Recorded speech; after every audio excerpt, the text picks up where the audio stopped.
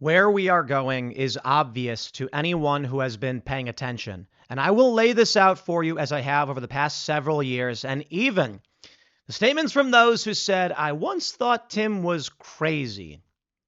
Democrat Attorney General nominee Jay Jones fantasized about shooting former Virginia GOP Speaker. He receives both bullets. It's worse than that. He also talked about the need for his children to be murdered, so that way his agenda would align with the Democrats on this one. What he literally said was, only when he feels pain will he move on policy. I live in the tri-state, the D.C. metro, so it's West Virginia, Maryland, and Virginia. And you call it a tri-state, but to be honest, you're also 40 minutes from Pennsylvania, so the quad state, we can call it. How about that? They call it tri-state because they all have a border right there. I don't know what I will do if this man wins, because we drive through Virginia all the time. But what do you think happens when the Attorney General of a state has publicly expressed his desire to murder Republicans and their children? Okay, I'm a little hyperbole there. Let me slow down. This guy said that if he was in a room with, it was like he said Hitler, Stalin, and Gilbert, and you got two bullets, he gets both. And then was challenged. Someone said, but you even talked about their children being murdered. He says, yes, because only when they feel pain will they move on policy. This is a man who thinks you need to die, that you should die.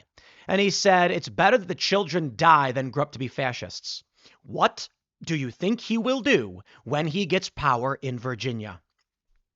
Do you think he will be an honest man who charges you with only the crimes you're guilty of? Or do you think he will weaponize the power of the state to destroy the lives of his political enemies who he wants to die? What's scary about this? My understanding, could be wrong, is he's not lost a single endorsement. Democrats are standing behind him. Matt Walsh has an interesting comment about this, what it means. I'll read that in a second.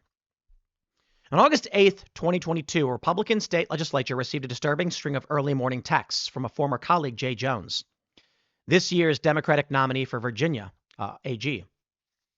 Jones, who at the time had recently resigned from the state house after a brief stint representing Norfolk, had strong feelings about how the political class was eulogizing recently deceased former state legislator Joe Johnson Jr., a moderate Democrat with a long tenure in Virginia politics. Around 8 a.m., Jones shared those feelings with his former state colleague, Republican House Delegate Kerry Coyner. In a series of texts obtained by the National Review, Jones derided Johnson's political centrism and scoffed the glowing tributes that were being made in his honor by Republicans in the wake of his death. Again, Republicans were honoring the Democrat. Damn, that was for Mark, he wrote, suggesting he'd meant to send the text to somebody else. And yet that realization didn't stop Jones from joking about what that POS Gilbert would say about me if I died. If those guys die before me, Jones said, referencing Republican colleagues, I will go to their funerals to piss on their graves, to send them out awash in something. Jones then suggested, presented with a hypothetical situation in which he only had two bullets and was faced with the choice of murdering Gilbert or two dictators, he'd shoot Gilbert every time. He said, 3 people, 2 bullets. Gilbert, Hitler, Pol Pot. Sorry, he didn't say Stalin because he's a commie, right? Stalin. Gilbert gets 2 bullets to the head. Spoiler. Put Gilbert in the crew with the 2 worst people you know, and he receives both bullets each time. Coyner says, Jay, please stop. He said, LOL. Okay.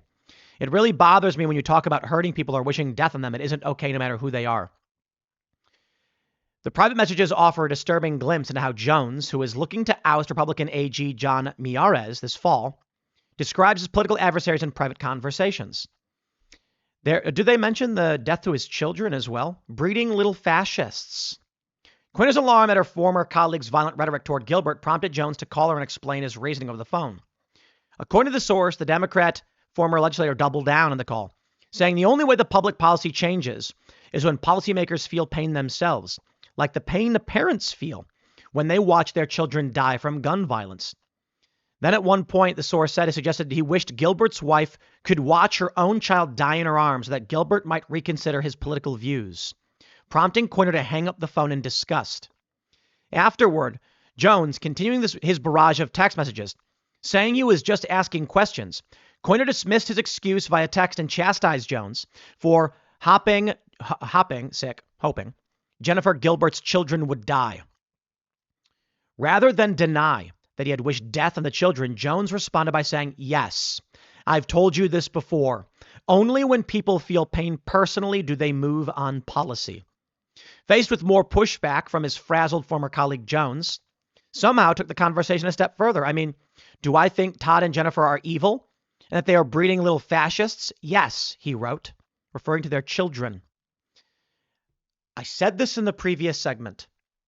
I have said this time and time again. And I tell you, there are many people who just don't believe me. They won't listen, and so be it. Who am I? I'm some dude who complains on the internet. You need not listen to a single word I have to say. I have met these people. I have been to their organizing meetings. This is where my thought process on all of this comes from, outside of everything we are witnessing now. I want you to imagine a child abuser, a literal Nazi white supremacist child abuser, about to harm a child. You are standing right there. What would you do? How do you feel? Now, you're probably saying, I'd stop them. Agreed. You probably would. That feeling you have about that person is how Democrats feel about you. It's been this way for a long time. Where are we now? Matt Walsh says, if Jay Jones becomes, if Jay Jones becomes the Attorney General of Virginia, every conservative in the state will know that the chief law enforcement officer thinks that they deserve to be murdered along with their children. They will also know that the Democrat voters in the state, their own neighbors, friends, and even family members have endorsed that sentiment. It will be the death of any sense of legitimacy in the system. The kind of thing that starts civil wars. I'm not saying there will be one. I'm saying it's the kind of thing that starts ones. Cassandra McDonald says, I used to think people who talked about there being a second civil war were insane. I don't think so anymore. Hey, that's mostly me, because I'm probably the most prominent individual who had been talking about this. 7 years ago, I was in various group chats with journalists and personalities and conservatives in the D.C. area. The group chat largely talked politics and about what was going on, and it was a group of friends. Everybody knew each other. I had shared an article about potential civil war, and the response I got from many of these people was that I was crazy. And I was told it can't happen. Just because Proud Boys and Antifa are fighting doesn't mean that there's going to be a civil war. That's stupid.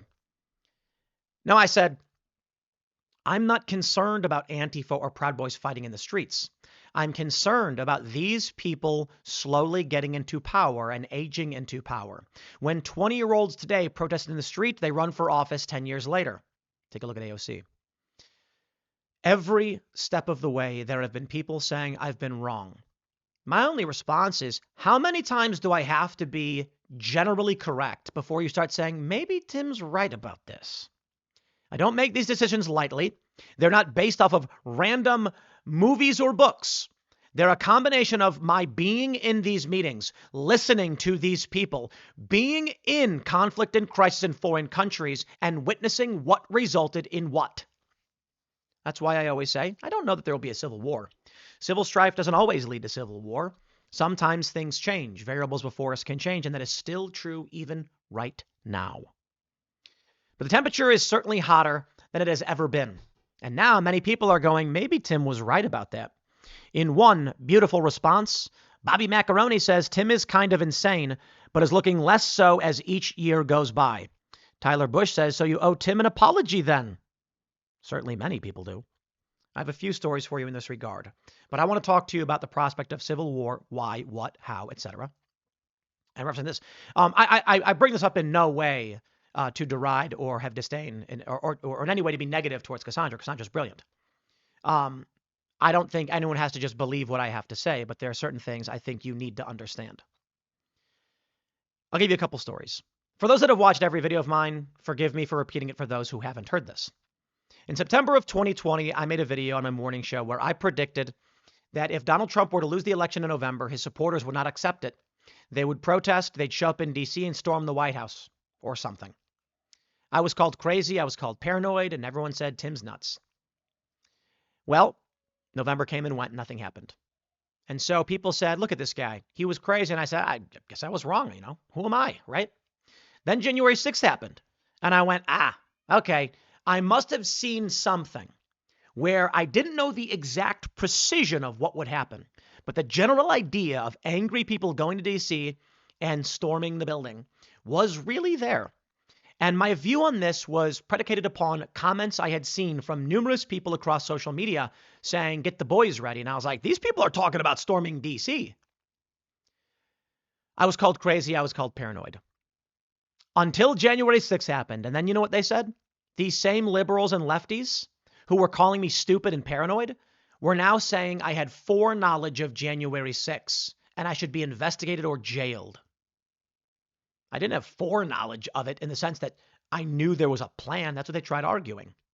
In fact, Jamie Raskin played a video of me reading a news article claiming that I was encouraging riots.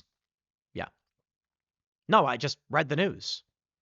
Same thing is true of Alex Jones. He predicted the invasion of Ukraine by Russia, and everyone was shocked. How did he know months in advance?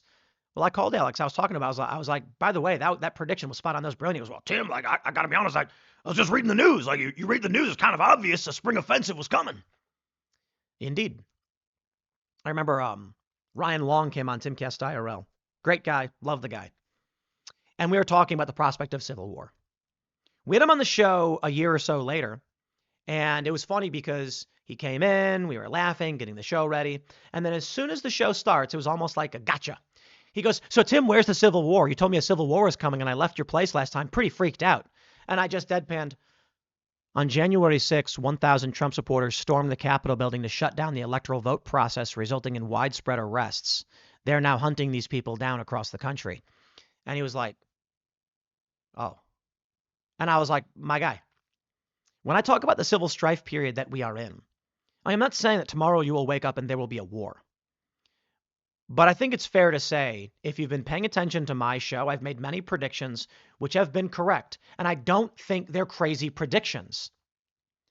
Last year, in a debate with Sam Cedar, I said, Trump's going to use the military. Trump told me in an interview, he's going to use local police for his mass deportation efforts. I was talking with Sam Cedar and I said, do you think Trump will use the military to deport, to enforce immigration? And he said, yes, I agree. The police could work, probably not. How's he going to pull that off? Maybe. I said, if he does, are you going to let him? Sam Cedar was like, you really think there could be a civil war? I think it's actually really simple. When you look at the bigger picture of everything that's going on and how things operate, it's not an exaggeration. It's just 1 + 1 = 2. Where are we currently? I have a few predictions.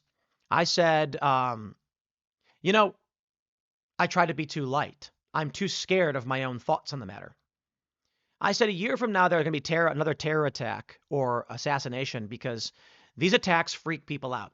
Everyone always says it's the economy, stupid, but there's one thing that trumps the economy and it's security when people are scared.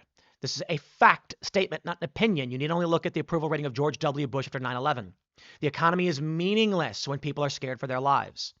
If the attacks by Antifa and the far left escalate and regular people fear and feel like they're in danger, they are going to vote for security. This, again, is a well-known political phenomenon across the world, and it is tracked easily in the United States over the past several decades. My prediction, therefore, knowing that is the fact that knowing that is the trend we have witnessed throughout history, it is likely to repeat itself, in which case Democrats are going to be struggling this midterm because they are the party of the violence. The assassination of Charlie Kirk bifurcated default libs. Many celebrated his death. Many got scared. Spoke out in defense of Charlie Kirk. This has fractured the left, the default libs, and has given Republicans a bit more support they wouldn't experience. Following this, I believe the polls will get bad. Democrats will be surprised facing a historic trend, which should a historic trend of victory for the opposing party. Now, they're going to be facing an inversion of this. That trend may break because security trumps economy. If the violence continues the way it is, with these statements from this Dem AG, regular, moderate people in Virginia are going to get scared. And they're going to say, please make it stop. When the polls start showing and the trend maps start showing that Republicans actually are shooing to win control of the House or maintain their control of the House, leftists will get desperate. They'll say fascism is taking over. We can't win at the ballot box. They've already started saying this. There are flyers popping up in numerous places, in Chicago, in Portland, calling for people to get violent. What do you think happens? I don't know. Tomorrow everybody hugs. And they say, I can't believe I felt that way about you, my brother. Sure. Or maybe leftists get violent. I'm actually shocked that we got 2 terror attacks against ICE in Chicago on the same day. I saw the report from Tricia McLaughlin. I believe she's deputy AG, or I'm not sure her position. I don't know if I still have their tweet pulled up. I don't think so. And she said that an ICE vehicle had been rammed by 10 other vehicles and was forced to open fire on these far left extremists. And then the police were ordered to stand down. The local cops were ordered to leave and stand down, leaving the aggrieved and besieged ICE agents on their own. I think we all know what time it is. Law enforcement in Portland is being ordered to collect evidence against federal agents for criminal prosecution. The governors are in a legal battle over who has the right to the National Guard, who has control of them. Abbott has volunteered 400 Guard to Trump. Newsom and I forgot the governor's name in Oregon, and Pritzker in Illinois have filed suit or are at least publicly opposing this. Newsom and Oregon have filed suit. I don't know if Pritzker has yet. By all means, maybe nothing happens and things calm down. Has it? So it's fascinating to me now that even following 2 assassination attempts on Trump, there were still people who didn't believe me or thought that I was wrong. I could be wrong. I am not saying a civil war is going to happen. We are in civil strife. That's a fact. We are facing 5th generational warfare. But whether or not this escalates to full-blown civil war, where California orders its National Guard to take up arms against federal authorities, I don't know. What I can tell you is this. ICE agents who operate in California mostly live in California. California National Guardsmen, they call them weekend warriors. They live in California. What do you think happens when Gavin Newsom tells them, follow my orders, not Trump's? We have a federal judge in California saying Trump can't do this. It goes back and forth. Let's say it ends up with the state winning the right, and they say, unless Trump invokes the Insurrection Act, he can't command the National Guard. So Trump says, I am invoking the Insurrection Act. There is lawlessness. Gavin Newsom then says, that's a fraudulent use of the Insurrection Act, and sues over it. Now we're at utmost authority. If Trump is told to invoke the Insurrection Act and then a judge says you can't, telling the president he has no authority whatsoever, things get interesting. What happens if, regardless of the outcome of the court case, there is a dispute over who has command, and Trump says, I am the president, the commander-in-chief, and I am ordering you to do this. And Gavin Newsom says, that's an illegitimate order. Belay that order. I am in charge of the National Guard in California, and you will disregard Trump's orders. Who will they side with, their country or their home? This was the great question posed by the generals of the Confederacy. They were trained at West Point. They were American soldiers, friends and brothers. But when their state seceded, the question was posed, my country or my home? And guess what they chose? Their home. Why? Well, what are you going to do? Have no food, have nowhere to live? So if you're a federal law enforcement officer, if you're a National Guardsman, and Newsom goes to you and says, listen, you can follow Trump's orders, fine. It's your choice. I'm going to choose to send the IRS or not the IRS, but the California Tax Revenue Department, whatever it's called. I should know this because I lived in California briefly. He's going to say, we know where you live, and you will stand against us. We will take the action we need. I don't even know that it'd be so stupid that, I should say, sophisticated, that Gavin Newsom would actually understand that going with the finance route may be the vector of attack. Newsom may literally just say, if you do this, you'll be breaking the law and we'll arrest you. Now I can already hear the voices. Tim, they're not going to arrest law enforcement, National Guard. They arrested Trump's lawyers for simply representing him. Spare me your, no, they won't. That can't happen because it has. It's been worse. I can't predict the future. All I'm doing is looking at what's happening right now and then choosing what I think is the highest probability of occurring. You give me a better path and better predictions, I will listen and I will beg you are correct. But I'll leave you with one final thought. Many have said I'm insane. You saw it. He's looking less and less insane every day. Some have said that I'm crazy or paranoid. When Rudyard Lynch, who I think is great, came on the show, came on Culture War and said back in October of last year that by April, there will be 1,000 dead in this country. I said, absolutely not. That's crazy. That won't happen. I was like, I think you're wrong. Guess what? I was correct about that. We did not see that mass death. So when the claims were more extreme and I rejected them, I was right. When the claims were as I thought they would happen, I've been largely correct. But I'm going to wrap it up there. Smash the like button, share the show, follow me, subscribe, all that good stuff. I hope I'm wrong about all of this. Thanks for hanging out. We'll see you on the next segment.